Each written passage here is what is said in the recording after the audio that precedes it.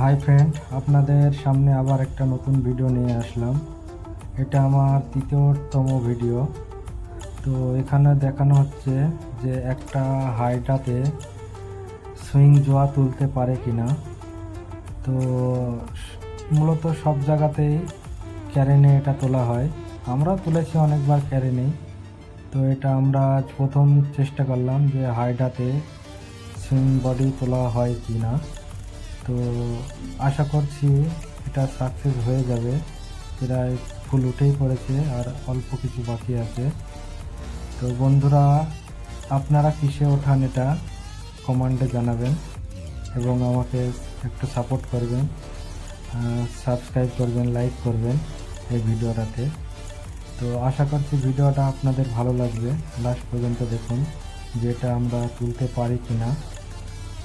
আমার মনে হচ্ছে এটা আমরা তুলে ফেলবো। তো আপনাদের কি মনে হচ্ছে এটা মতামত জানাবেন।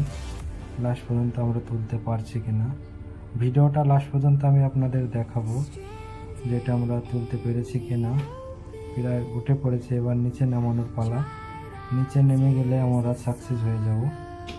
তো এটা 14 টনের হাইডা।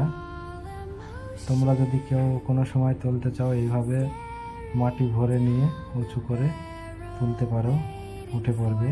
আমরা যেমন তুলে ফেলেছি, এটা আমাদের শেড দাঁড়িয়ে, নিচে আমি দাঁড়িয়ে আছি এবং ফারানার অপারেটর কাজ করছে ঝুঁকি মুক্ত।